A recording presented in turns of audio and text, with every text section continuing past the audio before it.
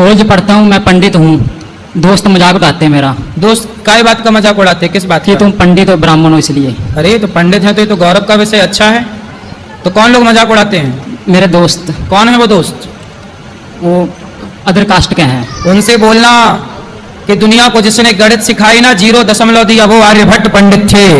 चाणक्य ने चंद्रगुप्त को पढ़ा लिखा करके योग बना के सम्राट बनाया, बोलना वो चाणक्य पंडित थे।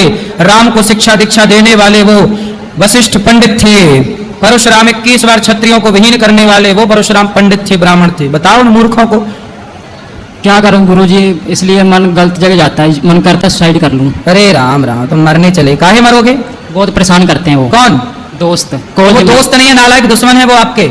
ऐसे लोगों के चक्कर में क्यों पड़ते हो? जी ऐसे लोगों को दो जूता मारो, अलग करो दोस्ती वोस्ती। अच्छे लोगों के साथ रहो, जो आपको नेगेटिविटी से भरे, जो आपके आसपास नकारात्मकता फैलाए, ऐसे लोगों से दूर रहना चाहिए। जो आपको पॉजिटिविटी से भरे, उसके साथ रहना चाहिए। इस देश में ब्राह्मण, क्षत्रिय, वैश्य, शूद्र सबका अपना अपना योगदान है और सब श्रेष्ठ हैं, कोई छोटा या बड़ा नहीं। ब्राह्मण होना तो गर्व है। ब्राह्मण सुदामा थे, उन ब्राह्मण के पांव धो करके नेत्रों के जल से भगवान श्री कृष्ण ने सम्मान किया था। ब्राह्मण तो सम्मान, सुदामा जैसे ब्राह्मण भगवान कृष्ण की सभा में सम्मान पाते हैं, तो ब्राह्मण होना तो अच्छा है, बुराई क्या है? धन्यवाद। गुरुजी, मेरा प्रश्न ये है कि जितना भी अच्छा काम करने से लोग अच्छे क्यों नहीं बोलते हैं? क्या अच्छा किया आपने? गुरुजी, मैं एक नर्सिंग स्टाफ हूँ, दिल्ली में जॉब करती हूँ। तो हमारे शादी को आज 1 साल पूरा हो गया। तो हम लोग थोड़ा अलग रहते हैं। मेरे हस्बैंड जी है बेंगलोर में रहते हैं, मैं दिल्ली में रहती हूँ। तो बीच बीच में मिलते रहती हूँ। तो लोग बोलते हैं कि शादी करने के बाद अलग अलग नहीं रहना चाहिए। क्या ये सही है कि गलत है? नहीं तो अलग अलग क्यों रहती हो? साथ में रहो पति के। तो अभी साथ में रहने के लिए थोड़ा सा टाइम है, जैसे 6 महीने के लिए, तो अलग नहीं रह सकते हैं। हाँ तो 6 महीने बाद फिर साथ में रहो, तो अभी अलग रहना बहुत जरूरी है। तो लोग बोलते हैं कि साथ में रहना जरूरी है। हाँ, ये तो हम समझते हैं कि साथ में रहना चाहिए, पर अपने पैर में खड़े होने के लिए तो कुछ दिन अलग रह सकते हैं ना। तो अभी भी तो आप अपने पैर में खड़ी हो, कौन से पति की छाती में चढ़ी हो? नहीं, ये तो अपने पैर में खड़े हैं, लेकिन कंफर्टेबल हो जाने के लिए। अरे अब तो सुनो, अपने पैर में ना खड़े रहो, पति के पैर में खड़े रहो। अब तो शादी हो गई, अब पति करेगा तो करेगा, आप तो मस्त आराम से रानी बन के रहो। नहीं गुरुजी, जब हम कर रहे हैं, जब नहीं करते तो पति के भरोसे में ही रहते हैं। अब देखो पति आपका झोला लिए खड़ा बेचारा है, आप काम करोगी पति आपका झोला उठाएगा। पति काम नहीं करते। राधा राधा गुरु जी। जी, बेंगलोर सॉफ्टवेयर IFB कंपनी में सर्विसिंग कर रहा हूँ सर। सर्विसिंग कर रहे हो? जी सर। किसकी सर्विसिंग? वो गाड़ी, बाइक का पार्ट्स बन रहा है उधर। सही है। सुपरवाइजर हूँ सर। कितना कमाते हो? वो 25,000 सर। 25? जी सर। और आपकी पत्नी कितना कमाती है? वो 25 सर। मतलब 50,000 हो तुम दोनों? जी सर। ठीक है, 50-50 बात कराओ। ओके जी गुरुजी। तो पति भी 25 कमाते हैं, आप भी 25? जी गुरुजी। अच्छा है, कमाओ और बढ़िया अपने लिए अच्छा घर बनाओ, अच्छे से रहो, खुश रहो। पति आप कल को आप ज्यादा कमाने लग जाओगी तो पति को छोड़ तो नहीं दोगी? नहीं गुरुजी, नहीं छोड़ूंगी। हमें तो आपके पति की चिंता हो गई। नहीं गुरुजी, नहीं छोड़ूंगी। छोड़ने का होता तो शादी ही क्यों करती? हाँ, अच्छी समझदार हो आप, छोड़ मत देना, क्योंकि आज महिलाएं ज्यादा कमाने लग जाती है ना तो पति को सबसे पहले छोड़ती हैं। नहीं, पति को अगर छोड़ना होता तो शादी ही क्यों करती गुरुजी? नहीं भगवान छोड़ूंगी। करे आपकी ऐसी बुद्धि बनी रहे और पति ठीक है, अच्छा है आपका।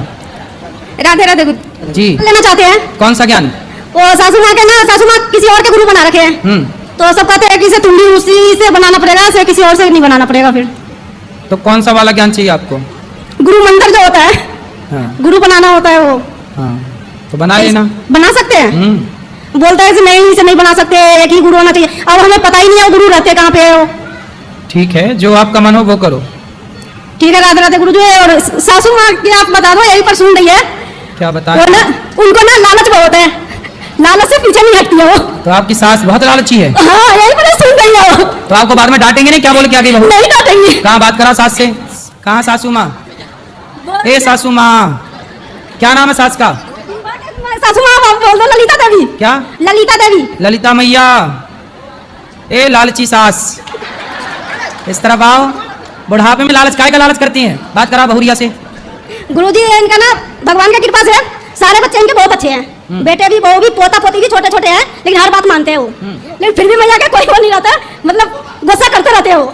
तो ये मैया काय का लालच ज्यादा करती अब है? घर में ना हमारे ससुर जी खत्म हो गए हैं, तो बोलते हैं उस घर में हमें मन नहीं लग रहा। सास बोलती है? घर चेंज कर दो, बदल दो, ये बोलते हैं। सास? हाँ। सास बोलती है घर ही चेंज कर दो। ए सास मैया जल्दी आओ। इनको अच्छे से अरे मैं ना आपका भागवत है सुबह शाम सुनते ही रहते हैं, जब भी आता है टीवी में सुनते रहते हैं, इधर से सुनते हैं इधर से निकाल देते हैं। ए मैया अब एक कान में रुई लगा के सुना करो ताकि कथा अंदर जाए, निकल रही है बाहर। मैं बहुत दिन से कर सास रही से थी। बात कराओ, सास से। राधे राधे गुरुजी। सास से। हाँ मैया, राधे राधे गुरुजी। इनकी सास आप ही हो? हाँ मैं ही हूँ। तो काहे लालची हो? इसलिए कह रहे मेरी रोटी भी लगती हुई, इसलिए अब इसके ससुर खत्म हो गए हैं? हमारे घर वाले अचानक खत्म हो गए, तो तो मैं रोती रोती इसलिए कहती रही इतना भगवान दे रखे फिर भी तुम क्या तो आप अपने पति की याद में रोती हैं? क्या करूँ। गुरुजी राधे राधे। जी। गुरुजी मतलब जल्दी कामयाब होने, यहाँ कामयाब होना है। कामयाब होना है आपको? जी। कहाँ से आए हो? एमपी। नेमपी? जी। नेमपी क्या होता है? एमपी। जी।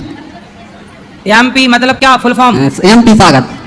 तो मध्य प्रदेश बोलो। जी मध्य प्रदेश। अब बताओ, सफल होना है? जी। कहाँ जाना है सफल होके? मतलब आपके घर बनना है। अच्छा जी। तो बन जाओ। पढ़ाई करते हो? जी।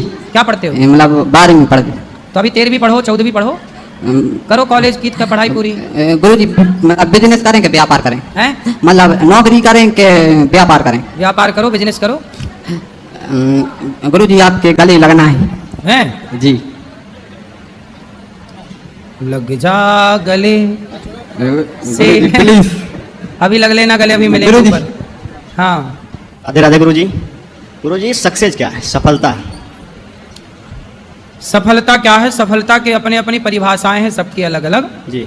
कोई स्त्री को पा लेता है तो उसे लगता हम सफल हो गए, कोई खेत खलिहान पा लेता है उसे लगता हम सफल हो गए, कोई बिजनेस पा लेता है उसे लगता हम सफल हो गए, कोई बच्चा पैदा कर लेता है उसे लगता हम सफल हो गए। तो सबकी अपनी अपनी ज़रूरतें जैसे पूरी हो जाएं वो उसी को सफलता मानता है। पर जो सफलता की डेफिनेशन है वो ये कहती है कि ईश्वर में मन लग जाना ही सफलता है। आपका चित्त भगवान में लग गया मतलब आप सफल हैं। लेकिन महाराज जी ये बताइए कि जैसे हमने सोचा कि हमको ये चीज़ मिल जाइए, तो वो मिलने के बाद फिर सोचते कि ये हो गया दूसरी चीज़ हो जाए, तो ये मन की कामनाएं बन रही होती हैं सर। तो कामनाएं तो अनंत हैं।